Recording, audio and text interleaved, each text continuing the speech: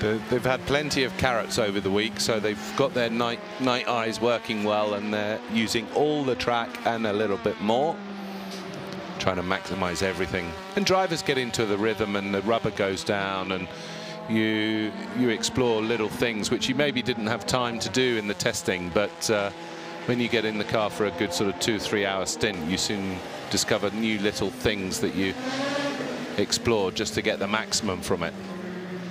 On board now with Anthony Davidson, and that's a bit of traffic ahead of him. That is not for position. 3 seconds now. Actually, he's lost a position to Albuquerque, hasn't he? Albuquerque was behind, and now Davidson 3 seconds behind Albuquerque. We didn't see that on screen, and but he lost 4 seconds on the last lap. Actually, it's Albuquerque who's got the pace, a 32.5 the last time. The rest of them around him on a 36. And this probably is Davidson being informed by his team exactly what's happening.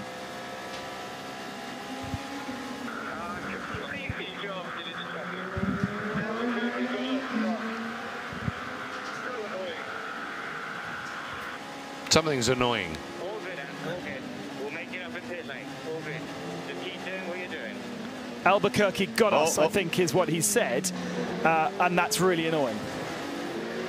So perhaps he just caught traffic in the wrong point, and as we see by the lap time, not a very strong lap time, as we've got penalties coming in for some cars, including the 24 machine and the 33. Now that's 33 is high class. They are way, way down the field. So is the Nielsen car, and the Nielsen 24 car as well. Yeah.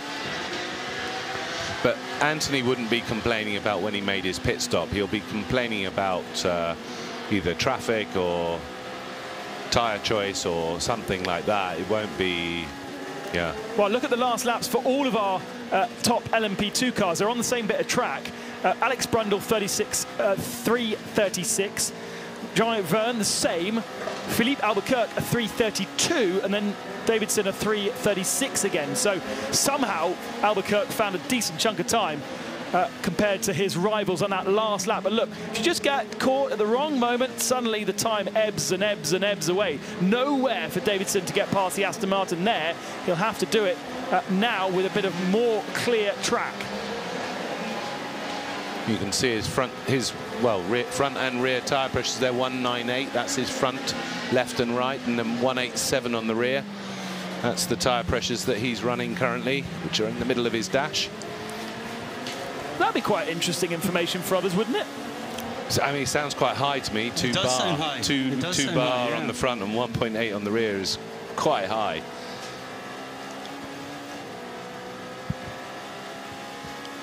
But maybe that's a Goodyear car, isn't it? So maybe Goodyear have said you've got to run quite high pressures. Yeah, but normally around here, because of the speed, you definitely do. But certainly 2 bar on the front, then the offset front to rear. I presume that's a balance issue more than necessarily anything else. Structurally, 1.9, 1.85, 1.9 is kind of normal. But when you get up to 2 bar, then I think you'll be losing a little bit. But if you've got a balance issue, Jamie, it might be something related to trying to do that. That's what he's complaining about. He's complaining at the fact that he's got 2 bar front tyre pressure, and he's saying, why are the cold pressures not set correctly when they went on the car? I think that's what it could be. He could be saying it's so annoying because now he's got too much understeer because the front tyres are like going like balloons, and you lose grip and performance from that. And the more you understeer, the more they go up as well. Yeah. This will be the second stint, or the third stint on these tyres. Last pit stop was a fast one. Yeah, 2.04, that's quite high. And it starts to drop as there's less force going through them on the straights, but then on the braking they push back up just that slight bit more. Yeah, so they cool down on the straights, and then you'll see now as he hits the brakes, up they go, and that's load on the tyre, and also the brake disc glowing 800 degrees dissipates, that heat dissipates into the tyre. What stint is he on for these tyres? You've got the computer. He keeps doing that, doesn't he? 1 second. Thank you. Certainly the second, if not the third stint on those tyres. And there is the 32 from the outside, our leader. And now 7/10. Yeah, Verne's back on his tail again. So somewhere the ebb and flow of traffic is played against Alex Brundle. And actually, Anthony now is 12 seconds behind Brundle. So he is losing time. He's losing, he's 6.6 seconds behind Felipe Albuquerque. And yeah. He is certainly on his third stint now. He's due for a pit stop in the next couple of laps. So he'll be making a wee adjustment to those pressures. He'll be getting out, I think. Oh, really? Only 3 stints? No. Let me look through. Yeah, I mean, maybe it changes now, but they have been doing 3 stints. I'd think normally you would follow if you're changing the tyre, you'd change the driver at the same time. And the traffic playing against Jean-Eric Verne there through the Porsche curves. Just getting stuck behind a Porsche at the wrong moment as Alex Brundle managed to sneak through just ahead. Philippe Albuquerque in the pits for United Autosports 22. And he had a fresh set of tyres the last pit stop, so this will be a shorter stop for him to double stint those tyres. Presumably also meaning that he'll be staying in the car too. And this fascinating battle will continue at 10:30 local time here at Le Mans.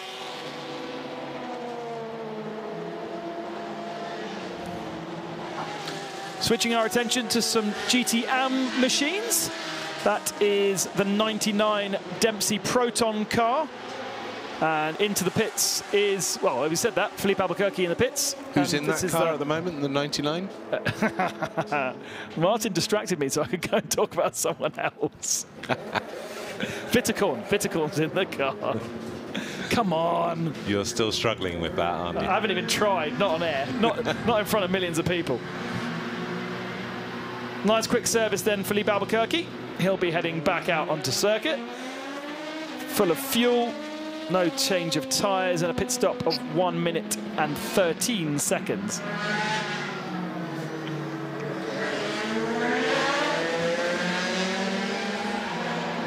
Now we do have a stint change for our cameramen as well. This is when the night crew start to pick up the cameras, and we start to lose a couple of the cameras because we reduce our team slightly for the night stint, and we saw them all getting themselves full of fuel and food before heading out to their positions. Just consider for a second standing out in the middle of the French countryside for a 12-hour stint through the night. It's not an easy thing to do, operating one of these cameras, and credit to all of our crew, both out on the cameras and in the truck here at the Circuit de la Sarthe. A massive effort, as is every year, to bring you these stunning pictures around and sending them around the world. Here we go, 1,600 kilometres covered so far by these cars. Again, Brundle on softs, Jean-Eric Verne on mediums, and we can see a difference of 22 laps versus 29 for the 2 cars. So that might also help Alex in the lead car there. 7 laps newer tyres. And presumably with 29 laps completed, we'll expect to see Jean-Eric Verne come into the pits pretty soon too. Pierre Rag aboard the Signatec Alpine machine that took victory last year. They won't be taking victory this year. Early problems with water pressure, a water leak, and perhaps damage to the engine because of that. They are still running, but they are 15th in LMP2. Small fact, but Kevin Estre last in GT Pro at the moment in 8th place, some 2 laps behind the leaders, but he's just done his fastest Sector 1. So maybe the Porsche is suddenly going to come alive in the night time now that the temperatures have dropped, and maybe we'll see a resurgence from the 2 Pro cars. Bit of a speculation online about the potential for the cars that have lacking straight line speed. Have they gone a little bit towards a wet setup, knowing that it's going to get wet? Could a Porsche done the same thing? Well, could have, couldn't they? And United, I think, definitely have. It's hard to know unless we get that information. We could send Haley down there to find out. Here we go, a rip-off. This is a tear-off and he peels it off, and voila, we have a new windscreen for the driver. Very important at night to be able to see where you're going. They'll probably do the tear-offs on the lights as well. Michelin man is going around looking at these big holes in the top of the LMP2 cars. He's looking at the surface of the tyre just to check the wear marks, and he gave it the thumbs up. Anthony Davidson also in the pits this lap. We'll see in a second whether he stays in the car. Of course, he's on Goodyear tyres. Alex Brundle on Michelin. Now, of course, Alex Brundle with 25 laps on those tyres. They will, after another 10 laps, then do 35 laps, but not all of those laps have been at racing conditions, so it's not quite the representative 3 stints of 10 laps. No, we need a bit of green flag racing to see that properly, but yeah, we've had various slow zones. We've had then safety cars, then we had slow zones with no safety car, then we had safety car again, so a really not a standard stint, let's say. So Brundle on his way out already, so I think he's just taken fuel. And we'll see about Anthony Davidson in a minute. I think Anthony might be getting out the car, though. We said, there we go, Da Costa into the car. Lots of work being done by Antonio Felix Da Costa and teammates at the moment in the darkness of night. On board with Richard Lietz, who's really pushing it. Tony Villander has been spectacular in that Ferrari. And as the night falls, all the drivers know that... it's harder to see track limits. Yes, exactly. Yes. So suddenly you do know that they might not be able to spot you if you go 4 wheels off. Here's Louis Delatraz in pit lane. Well, they have to give you the benefit of the doubt. If yes, they exactly. can't see you, they have to give you the benefit of the doubt. And we don't. And it is a human standing out the corner. It's not like it's automated and computerized. It probably could be in the next few years. Well, there's cameras around, and they go back and they analyse each report that comes in. They analyse it in. Peter, you used to cheat every single lap in the dark. Well, yes. So let's face it. We're all drivers, and you're always looking for an advantage. You're always looking for an advantage. If you think you can get away with it, you try. Track limits, what are they? Frits van Aert is under investigation for his last pit stop. He's had plenty of time in that Racing Netherlands car. Pretty much all weekend he seems to be in it. Guido van der Garde with issues very, very early in the race. And that Jackie Chan DC Racing leading when it had a problem, something to do with the electrics on the rear end of the car. And there's not a great hurry to get it fixed now. That's such a shame for effectively the Jota car. Jota with 2 cars, their Jota machine, named Jota, still doing well though with Antonio Felix Da Costa in 4th position. Still waiting for Jean-Eric Verne to come into the pits, but he is a bit off sequence in comparison to Jota United, so we won't get a real representation of where they sit until a few more laps. Alex Lynn and Alessandro Pierre Guidi, 7 tenths apart still. They're battling it out, as well as this 6th and 7th place battle between the WeatherTech and the Porsche. It's got the legs though, hasn't it, that Ferrari? Yes, it has the legs. Feel a bit sorry for Porsche. I mean, there's not a lot you can do if you're not quick enough in a straight line. You're stuffed. Best lap for the 51 car, last lap through. So the golden hour seems to be happening now, which is about the same time. Yeah, there's a few doing, 2 of them have just done fastest laps, haven't they? Sebastian Bourdais just gone quickest in the 5th place Risi Ferrari with a 52.0. But they're all going quite quick. Yeah, absolutely. 2/10 of a second between Pierre Guidi and Alexander Lynn for the lead in GT Pro. The fastest lap of the race, though, the Bruno Senna lap from lap 4, a 3:19.26 still stands. So we will expect at some point those boys to start pushing, hopefully. But I doubt we'll see the Toyotas breaking any lap records because they're so far apart from each other, a lap apart. I think they'll just be cruising. So these two came across the line with 2/10 of a second separating them, but then got caught by traffic, and suddenly that gap's gone out to 1.7 seconds, like that. Looking at their lap times, their average lap times are almost identical over their stints.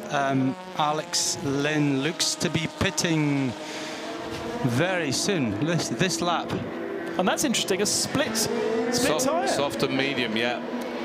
So you can change the balance of your car if you're struggling with something. You can put softs on the front or the rear or whatever you need, and it can assist you. In the pits, the car guys, GT-AM machine, Takeshi Kimura, 19th position in GT-AM right now. They've obviously had a few issues with their car. They're a few laps off their nearest challenger. There's always a collection of funny colours at the bottom of the timing screens when you get to this point of those that have had maladies throughout the race so far. Lietz has got a bit closer through the fiddly stuff to the Ferrari, but ultimately that Ferrari just has legs when it gets to the Mulsanne. Into the pits for Miguel Molina from 3rd position. Still a good fight, isn't it, between Aston Martin and Ferrari at the moment. And then we're hoping that the rain may come and bring Porsche into the mix as well. That's what they're hoping too, I hope. They keep giving you weather updates saying it's raining, so... I don't think it's going to rain. At all? Not until tomorrow. That's a bold suggestion. Are you a betting man? No, tomorrow. I think it's going to rain tomorrow. Does tomorrow mean after midnight?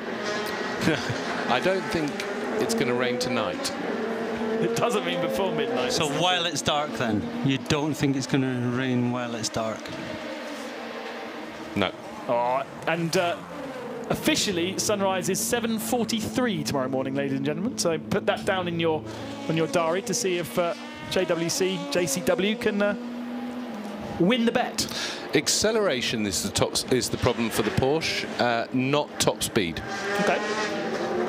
I have a source. Where are you getting that information from? My info's top secret. Good, yeah. But essentially, your acceleration's slow out the corner. You can't then catch up all the way down the straight, and you can't pick up the toe. So yeah, equals the same thing, really, doesn't it? He's a bit closer this time, coming into the Mulsanne corner at the far end of the circuit.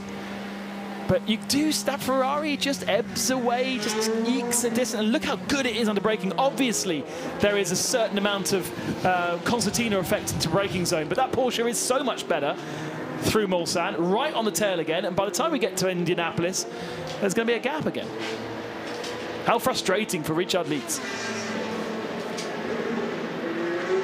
Almost looks like one light as they come towards us. Not as frustrating as it is for Kevin Estre, sitting down in 52nd place at the moment. That car, what was it, power steering failure. Yeah. Power steering, a puncture early doors as well. I think the 91 car also had a puncture around the similar time, according to our notes, but I'm not sure whether our notes got confused with both cars. And ironically, that car's just done its fastest lap, a 3:52.1, which would put it well up there. Actually, no, Pierre Guidi Alessandro has just done a 3:51.0, his fastest lap. On the lap that Alex Lynn's gone into the pits. Right, interesting. That's pretty close to the qualifying pace of that car. It's weird, isn't it? Because Golden Hour in June is around this time.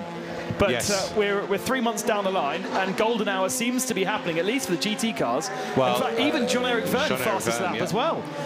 3:30.3 for Jean-Eric, leader currently. So the air is thick right now, and the temperature isn't too low, and everybody is finding pace. Maybe have changed onto the softer night tyre to give them a little bit more grip too, and the Aston Martin boys stand by. This had a split tyre on the last time we saw the graphic, mediums and softs. So interesting to see if the Ferrari jumps it while we do the pit stops, because the Ferrari will be in very shortly as well. There goes, I think we're seeing Miguel Molina come across the line. No, that's the battle between Porsche and Ferrari for 5th in class that we've been following. They're both at the wheel. They're both on new tyres as well, I think. They both took a set of tyres the last time through. But the Porsches have been doing this left side only? Left side only tyres change and leave the rights on, which gives us a little skewed, strange look to the pit stop time, because of course it's faster than doing all 4, but slower than doing none. Which kind of makes sense, really.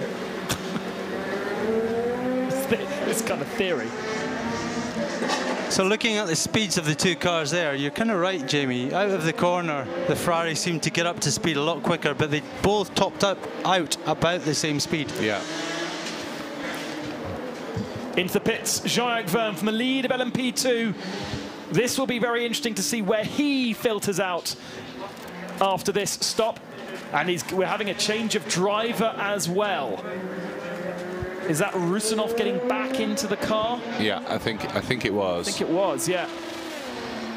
I didn't quite see his helmet, but I think it was, because Jensen was in the car when I was last in the booth, so I presume it's him next.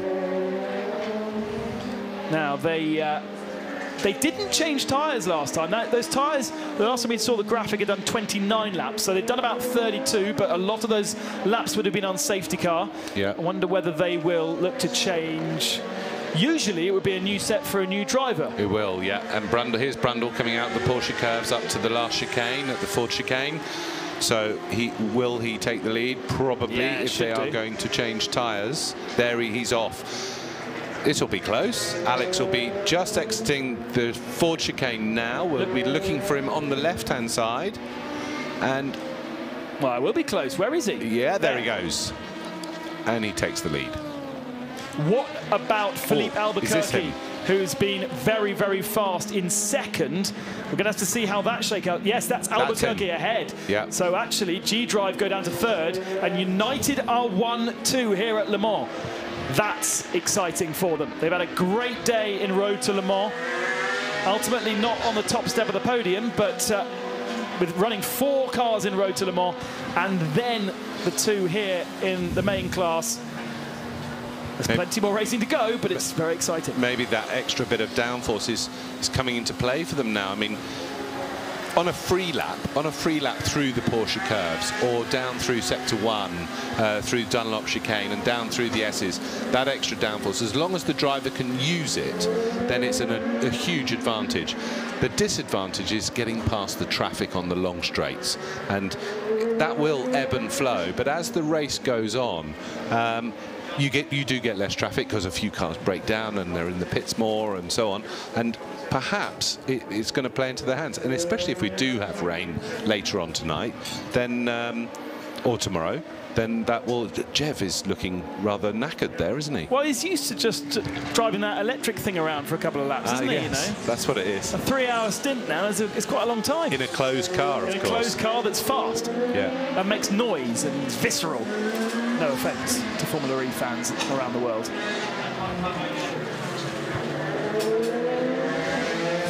So Romain Roussillon has a brand new set of tyres to play with as well. So it's got some new Michelins against the used Michelins in both the United cars.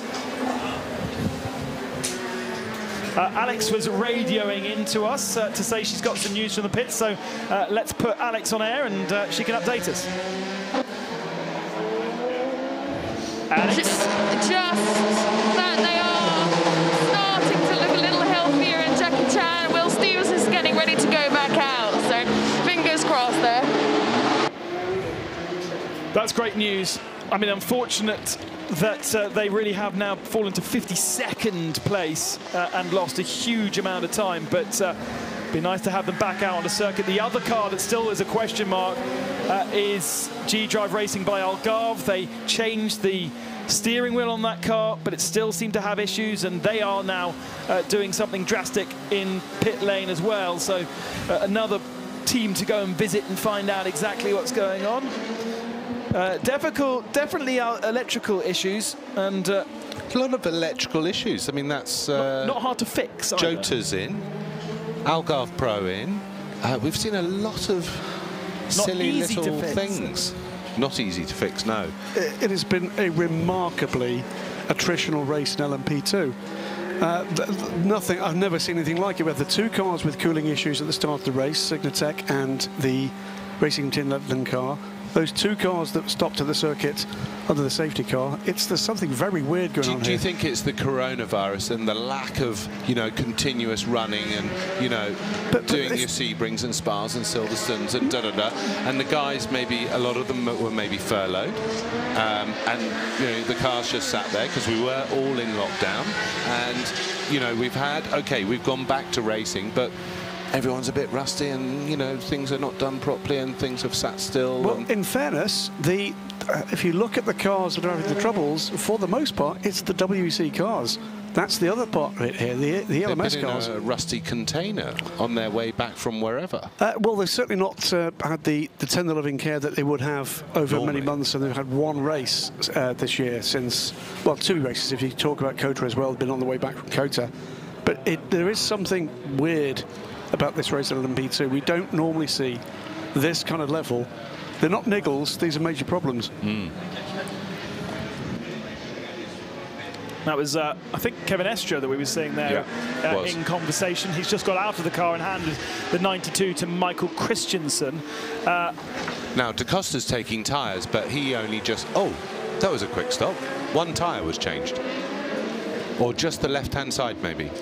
And he wasn't due in, was he? I don't think he was due in, so has he picked up a slow puncture there? 4 laps. Oh, only four laps. So that, puncture. Oh dear. So they've topped him up with fuel and sent him on his way. And that's slightly taken that car out of the lead battle. 5 seconds separate our top 3 in LMP2. And Alex confirms down in pit lane, as she's been around Jota for a while, that there was a puncture on that car. That will be certainly from some kind of debris. And here's Richard Lietz being passed by a Ferrari this time. Is that the Riti competition car going past him? That's another lap on him. Oh, that was a factory car, that was an AF car. Oh, and they both come in together.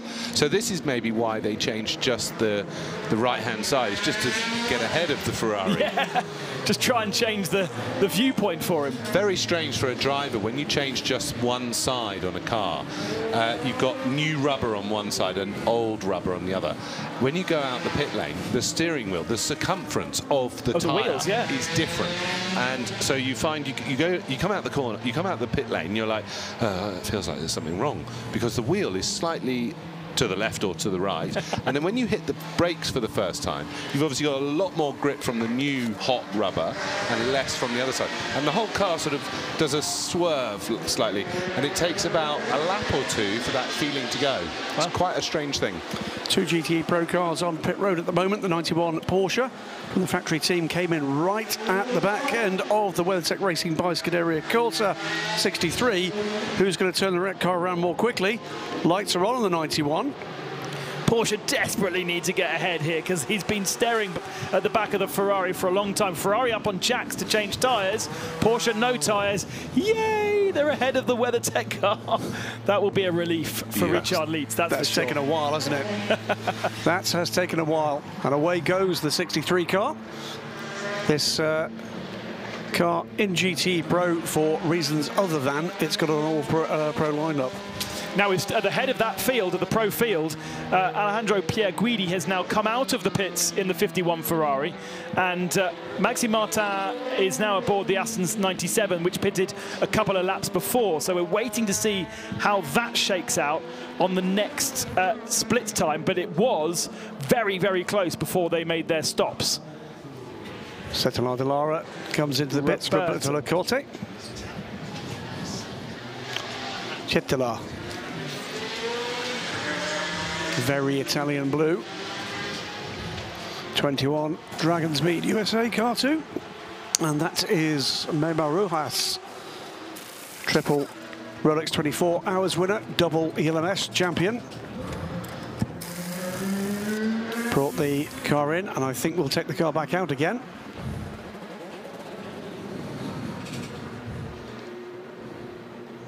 Looked like new tyres, didn't it? New tyres. And driver change. We're hearing driver change from pit lane, but so therefore Memo is out and Timothée Bouret is in. Did you like my French accent there? Spot on. Better. Ah, look at this. Well done, Jota Sport. Hopefully that works out for you.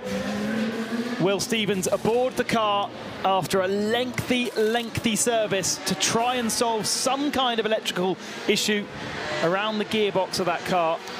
They've done well to change the loom on that car, if that's what it was, which we think it was.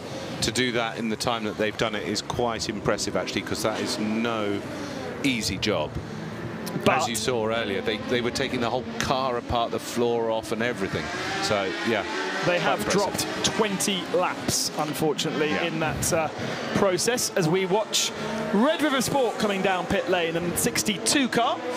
And aboard that right now is Charlie Hollings. It's 1 hour and 20 minutes in the pits for the number 37 car as Will Stevens leaves. That's the sort of job that they would spend a good couple of days doing when they're building up these cars. That's a 2-day job for a team of guys to do it all properly and fit it all nicely and cable tie everything in so it's all neat and tidy. Remember, a race car has around about 800 meters worth of cabling on it. If you were to put all the cables out, it's about 800 meters, and they've got to wheedle its way all the way around the car. Now, what you don't want is them to be sweeping up and say, ah, right. I found a bit that's missing. Some preparatory work there for nose section. So, Palace Racing guys, or is that the Graf guys? Graf. So 24. Little tuning device. That's the dive plane. The dive plane gives you some front downforce, but also overall downforce, and deflects the air to the rear wing in a cleaner way. You could be getting that nose ready for the rain that's coming tomorrow morning. Yeah. We were just hearing from Alex, I think is down there, that a lot of electrical parts, and yeah, it was a big job, obviously, and feel a bit sorry for him. We ride on board with Charlie Eastwood on the TF Sport Aston Martin, now back at the head of the GT Am field, although I think owes us a pit stop, and therefore that will put Ross Gunn back into the head of the GT Am field. So Aston Martin, and now we've got AF Corsa in third position in the 83 car. So where's the 56 car gone that was well up there? Now down into fourth position, Larry ten Voorde, the Super Cup champion for 2020, is now aboard that car. Expect that to go fast right now. In comes Charlie Eastwood. Team all ready for him. This is on schedule for the number 90 car. He must have been listening to me. 1 minute 22 ahead. What's a pit stop? A minute? Let's have a quick look. It's about 1 minute 14. Well, it's going to be quite close, that, when they come out. Well, remember, it might be less than the minute 14 that he loses, because part of that he's moving at some speed. So reality is it's probably about a minute. And we had a great battle earlier on with Johnny Adam and Augusto Farfus in those two cars. So battle resumed. Unless, of course, they do a full service, in which case they will drop behind. Johnny, of course, in a customer TF car, but Johnny, of course, a winner with Aston Martin at this race. And Augusto Farfus, obviously a BMW factory driver in the past. Both very good drivers. One of them Scottish, of course. Augusto Farfus? No, Johnny Adam. Oh, really? Yeah, on Larry ten Voorde, of course, not only Super Cup champion, but in the Porsche Carrera Cup race that we had as a support race to Le Mans 24 Hours, he took victory as well this morning in wet conditions. And that was a kind of a mix of Carrera Cup France, Carrera Cup Benelux, and Carrera Cup Germany. And he managed to triumph ahead of, I think, 50 other cars. It was a busy, wet race this morning in Carrera Cup as the TF Sport car back out onto circuit. Where is Ross Gunn in comparison? If we're lucky, we might see Nicholas Nielsen also joining, because those two cars are very close. Ross Gunn, Nicholas Nielsen, very close together. We just watch a little montage of various driver changes that are happening at the moment. You see the 50 car, I know this is a replay, but gradually working their way up the order. They're doing a great job. Yeah, we were talking about them earlier. Up to 8th position now. Sophia Flörsch is aboard that car. And they've just been quietly plugging away and just moving up through the field. Very nice. But we weren't allowed to talk to them, were we? Because Alain Manège said if we talk about them, bad things happen. So we're not allowed to say anything as yet. 7 seconds is the gap between Charlie Eastwood in the TF Sport Aston Martin and Ross Gunn in the Works Aston Martin GTM car, with Nicholas Nielsen just a second behind him. So it's once again hotting up in GTM, as Kazuki Nakajima brings the Toyota 8 into the pits for a service and hands over to Sebastian Buemi. You can tell that because he's got a Swiss flag on his helmet. Yes, exactly. Thank you very much, Sebastian, for making it easy for us. Unlike Brendan Hartley, who's got two completely different helmets. It's like they've got 4 drivers in that car. Does he not realise? Ooh, tyres going on the Toyota as well. So a full service this time. Yeah. Driver change, of course, so you tend to give a new driver getting in new boots, and it's up to him to look after them. I love the way that car just fires off on electric power. One of the huge advantages of the electric power, although I'm not a fan of electric power, but I do admire the way the torque of it just fires it up to the 60 kilometers an hour in a nanosecond. Just drops off the jacks and gone. Yeah. And you watched it closely in testing. Had an opportunity to attend a couple of tests where they were present. It is spooky. Yeah. And very rapid. And they gain. I mean, the biggest thing is they gain, don't they? Oh yeah, second and a half. The teams that we were testing with said about a second and a half, just in terms of that startup. Oh, who's in the gravel there? That's the Euro Interpol. Into Europol. Oh, and lots of gravel all into over Europol. That's nice of him to put it all over the circuit. The reason why we're looking at this battle actually is because the GTM car's just ahead. That's the battle for second position between Aston Martin and AF Corsa, and they are chasing down the TF Sport car, which is 7.5 seconds to the good. But really, can Nicholas Nielsen get ahead of Ross Gunn is the question that we are watching right now in those lights. The white Ferrari versus the yellow Aston Martin. You have to say the Ferrari looks better, looks stronger through the fiddly stuff. Yeah, Matevos Zakian it was that had the run across the gravel in the number 34 into Europol car. One of a pair of racing twins, Matevos. His twin brother, who is very keen to remind us that he's an hour older. Not the evil twin. And also has an encyclopedic memory of the accidents his brother has suffered in international sports car racing. He is the evil twin. But he races in the new Ligier European Series, has scored a win so far this year. And now, having passed these GT cars once, he's going for it again, this time full of gravel, and gets past the Ferrari. And he's going to catch the Aston Martin completely at the wrong point. He might be able to sneak through before he gets to the Ford chicane. Not quite. In GT Pro, 3 seconds separate Ferrari versus Aston Martin there, with Alessandro Pierguidi in the lead, Maxime Martin in second. It's just gone below 3 seconds as Martin does the fastest lap of the Aston Martin 97's race so far. And they're coming up to the Felbermeyer car. That's really, really compromised the Aston Martin there. Ross Gunn having to get out of the throttle as he got to the apex of the second part of the chicane. Not really any opportunities, though, for the Ferrari to take through the S's. And actually, the LMP2 car is getting in the way at points as well, isn't it, Peter? Certainly is, yeah. You'd have thought he'd be gone by now, but I guess he's clear. He's got fresh air in front of him, so we're going to see the speed of the Ferrari against the Aston Martin now. 5 laps done for Nielsen now, whereas Ross Gunn only pitted a lap ago. But those two cars, quite aside from looking to win this race, both in the hunt for the WC Championship. Nicholas Nielsen in his first race here, but his teammates, Manu Collard, his 24th Le Mans start. Francois Perraudot with Manu, I think it was 2016, they won the GTM title together. Back in a GT car this year after a couple of seasons away with LMP2, and they are the championship leaders with their new young factory Ferrari GT driver teammate. But both of the Aston Martins still in that championship hunt as well.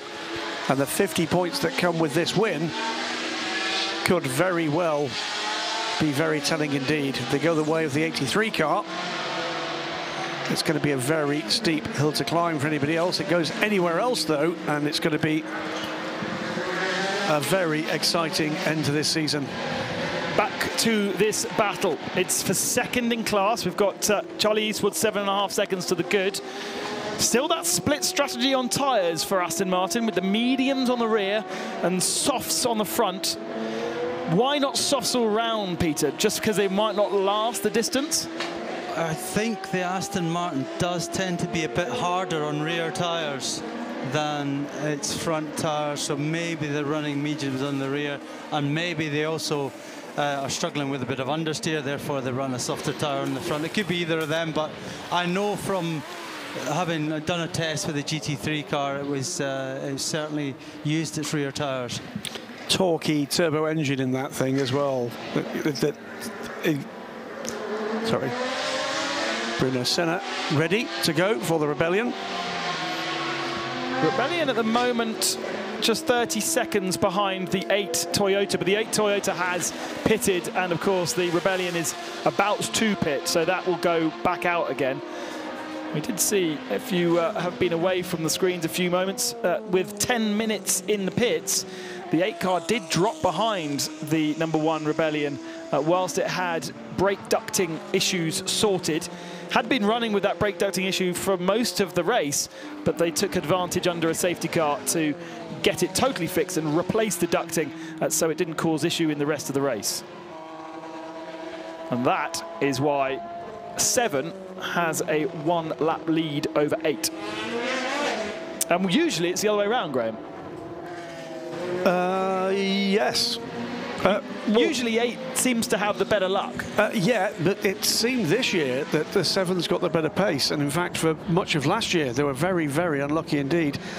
I recall bumping into Mike Conway at last year's Goodwood Festival. He was there to drive the new GT4 Toyota Supra, and it's a long time. Of course, that was in the immediate wake of disappointment here. It's a long time since I've seen a driver as visibly disappointed about a result as what happened here last year. Although I'm sure in 2016, if I bumped into Kaz Nakajima, it might have actually edged it. But Mike Conway is long overdue a win here. Yeah, 4 overall victories missed. 4 times second position. And I do remember last year and how he did not put a foot wrong, and he was stunningly quick all the way through the race just to miss out.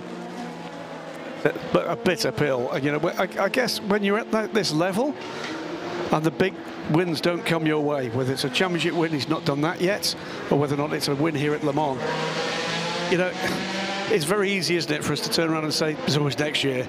It's a year. You know, it's another year. That's another chunk out of a finite career. And Alan knows that well. Yeah. He got his first win pretty early, and it was quite a few years until he got his second win. Yeah. We can say anything we like now because he's not in the room. Yeah. Everyone gone for a little rest. A change of driver in the 22 car. Philippe Albuquerque out, Philip Hansen into the car. And all these LMP cars then OS pit stops. Remember, the G-Drive car is slightly off sequence, so expect to see Alex Brundle come into the pits very, very shortly. Antonio Felix da Costa now out of sequence as well, having had that suspected puncture.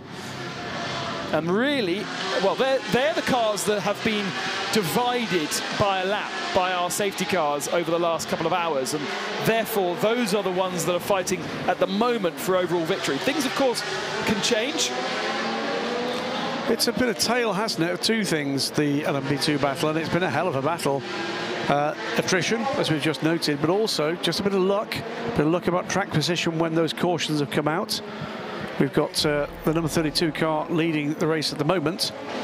That's a ELMS full season car, then the G-Drive car, another ELMS car. Then we've got a pair of WC full season lineups with United and Jota, Panis Racing and Graf, both from the ELMS again. Then the first of the IMSA cars, the 27 Dragon Speed car.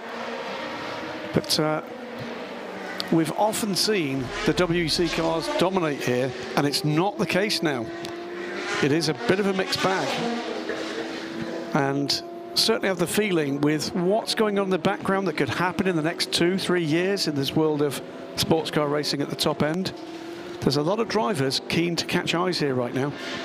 Max Martin has closed very quickly to Pierre Guidi.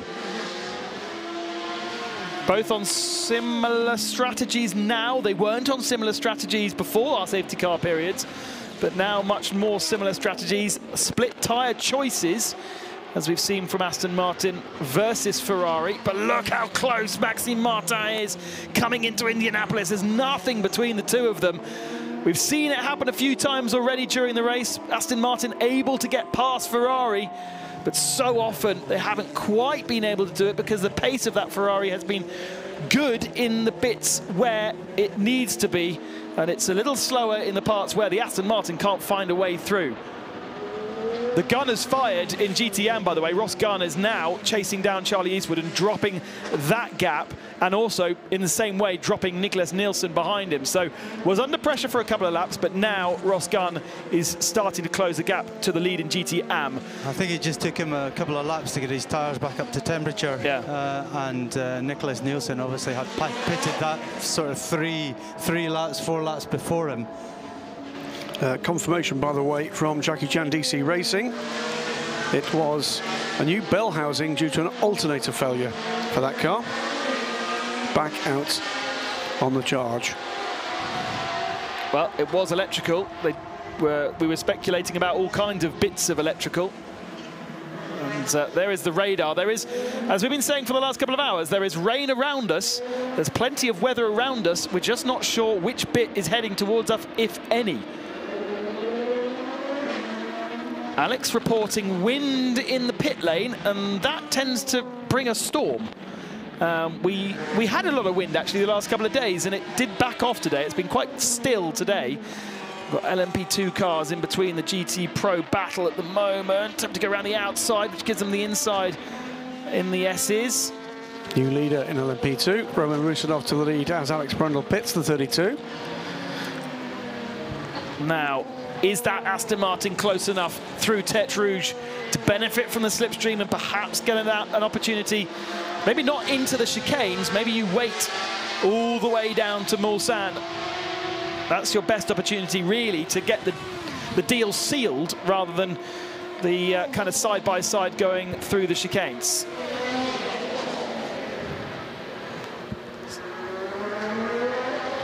The Aston Martin boys staring at the screens, willing their boy on to get back into the lead of the race, and less interested in seeing their own faces. It's tenths clawed out of it through the last sector. Under 2 tenths the difference between Alessandro Pierre Guidi and Maxime Martin. That looks like a white flag, or is it a blue flag? Blue Probably flag. A blue flag.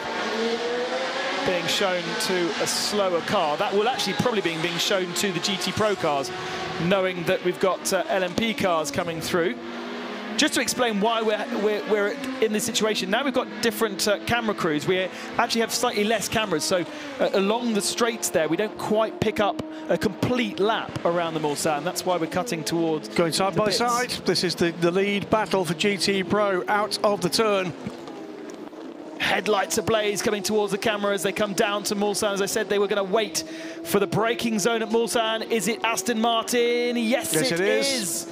He's done it. It was the line out of the second chicane. Opportunity spotted and taken, and then the drag race down to the braking zone for Mulsanne corner, and the Aston Martin had it. Well, we've seen this. This is not the first time that Maxime Martin has got ahead of a Ferrari, but it keeps ebbing and flowing. Is there an opportunity for a fight back for Alessandro Pierre Guidi coming into Indianapolis? There's lights flashing and ablaze ahead of them. But no, the Ferrari not with the legs down the sprint from Mulsanne to Indianapolis. Well, judging by the rate that Maxime Martin was able to catch the Ferrari, he should be able to pull away. Took tenths out of that car in every sector I watched over the last 2 laps. Is that another Ferrari closing up behind as well? It's not a fight for position, but it doesn't look far away. Or have they just gone by it? They've not gone by a Ferrari, I don't think. We'll keep an eye on that. You just keep a little behind. You see another set of lights there. It's third in the race at the moment is the 71 AF Corse Ferrari, but it's 1 minute 25 back, so it isn't that car. It is a pro car. Peter's absolutely right. Replay something. Oh, that was weird. A spark, and then into the gravel. It's a Ferrari. Is that the WeatherTech car? It is. 3, yeah. Jeff Segal on the wheel. Yeah. So there's a little spark, and there is a bump going down through the S, isn't there? It's exactly the point where the bike collis had its problem. I wonder whether that was simply a lock up and run wide thanks to the bump, or maybe something more sinister, as Rebellion 3 is getting its service. Well, we know it wasn't that Ferrari. Oh, here we go. Here's the 63. Ooh. And that's going in the garage. So that was a replay of the previous lap, obviously. So whatever the issue was, it's bad enough that the Scuderia Corsa crew are going to have to get busy. Now, if it was a puncture, it would have been that right front, right? Because he understeered off onto the circuit. They're looking at the right front. It didn't look like it was de-inflated, though. No. The Ferrari that's in the wake of that battle, Peter, that you absolutely correct to have spotted, is actually the Risi car. It's Sebastian Bourdais. Yeah, I'm just looking at his lap time, pretty much identical to what Maxime Martin did, slightly slower, but yeah, his pace in that car is very good. It's a shame they're running down in 5th place and quite a bit behind. Yeah, he's taking time out of Nicky Team, but he's, what, a minute back, really. Nicolas Lapierre, unbeaten in LMP2, champion at Le Mans for the last 2 years, with Paul Lafarge just ahead of him. The battle for 11th position. Lafarge put that car into the wall at the second chicane in practice. And you have to say Nicolas Lapierre looks very strong round the outside into the first part and then bullies him off the circuit into the second part. Well, it's staggering that that's a pass for position for 11th in class. Bearing in mind, this is a car that started a lap down. The 28 car. Yeah, very, very good point. Edex Sport have delivered once they've got those cars out there. Both the cars running well, both the cars running fairly reliably. At the moment, the 28 car in the hands of Paul Lafargue, reigning LMS champion, remember, with Paul-Luc Chatin, 12th in class, and the sister car, 14th. Yes, they are laps down, but they were to start with. So what's going on here? Alex is down there to keep an eye on it. Definitely some issue on the right front. And they're trying to access it both from the inside and the outside. Discs going on to the left front. So have they had a braking issue totally? It seemed like a weird off if it was just simply brakes. Or maybe that spark that we saw from the car was a brake failure. Well, there's work going on. How many men can you fit inside a wheel arch? The answer at the moment is 3. Lots of comments about the amount of bugs that we've got, and that there's a lot less bugs. I think there is a lot less bugs this year. By the look of that car. But it's rubber, isn't it? Rubber, yeah. And then we have had some Thunderflies around today, but ultimately, looking at all of your English-plated cars that have driven from the UK, they certainly weren't plastered with bugs like they would normally be. Mine is absolutely plastered. Is it? Oh, yeah.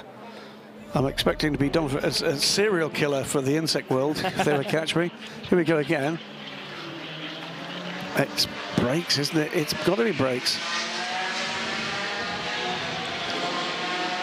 Just couldn't get the car slowed down enough. That's why he needed the gravel trap to slow the car down. And now a service being done. Alex Le Gouy is monitoring it, so we can have a catch up with her once that service is sorted. Ferrari 83. 8/10 of a second behind Ross Gunn. So caught back up to Ross. And they are only less than 5 seconds behind Charlie Eastwood now. So catching him, tasty. Yeah.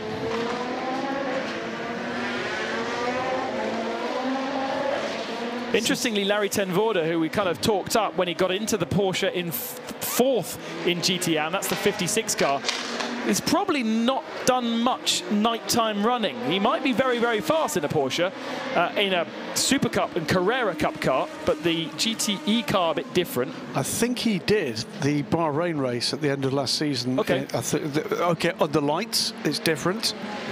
But that may be some of the only nighttime running he's done. I think he did 2 or 3 races at the end of last season, some of the flyaways with Project One.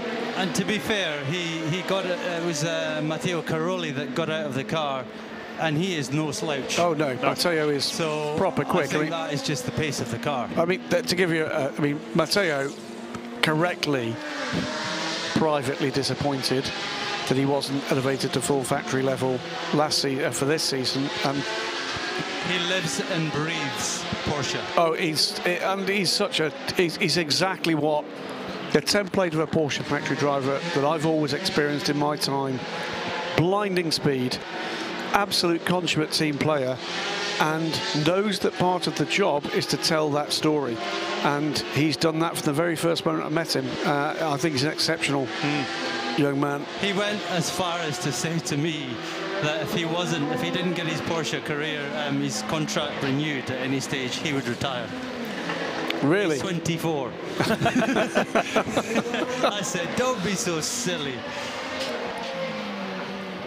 Of course, sharing the car with me next week in Nürburgring. Yeah. So, yeah, he's... the intensity of youth. He's incredibly quick around there as well, and he's not even done that. You know, what has he done? Maybe 3 Nürburgring 24 hours. I think he finished 4th last year in one of the Porsches. So, well, no, Johnny Palmer and I, when commentating on the LMS, where he was given his first break in endurance racing with the Dempsey Proton, the Proton competition effort, were tipping him very, very early on. There's something exceptional about being able to get into a GTE car for the first time and dominate, and he did. And he did it at Imola, which is not necessarily a circuit you would expect to suit the Porsche. He actually had a very kind of late start to racing. He'd always wanted to do it, and his father said no, no, no, and finally his father relented, so he had a crash course. I think he went straight into something like Formula 3. He went, you know, oh yeah, the high level, no mucking around, straight in, and no karting, straight into cars. He's talented, no doubt about it, and he's one. You know, we say this on commentary time and time again. We've said it about people like Jan van Uterт. We've said it about well, now Matteo Caroli, Thomas Browning we were talking about earlier. The talent is quite easy to spot in this kind of field, and it is that consistency and it is that attitude, and I love to hear that intensity as well.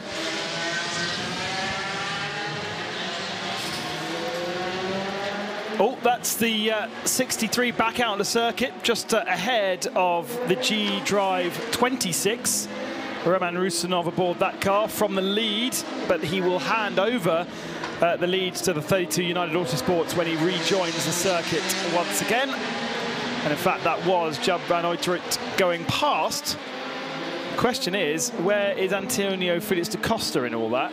And actually, Philip Hansen's dropped down to 4th in that little battle, but I think that's down to the fact that they had a full service on the last pit stop. Alex has been watching that pit stop. That's issue for the 63 car, so once she's gathered all the information, we'll find out exactly what happened to Jeffrey Siegel. It was only a 6-minute stop, so pretty quick. And by the looks of what we saw, it looked just like a disc and pad change, really. But you, right, let's go down to Alex then. The brakes and discs came off that car in vision, Alex, but what else did you see? And front damper, broken, replaced. They are whooping and cheering. They just work so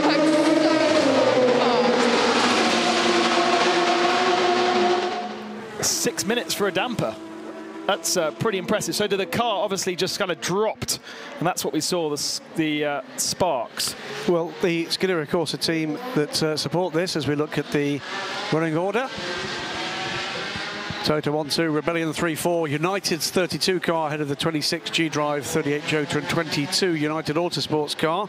Top 8 overall, and the top 4 in each of the LMP classes. And some very small gaps in LMP2 still.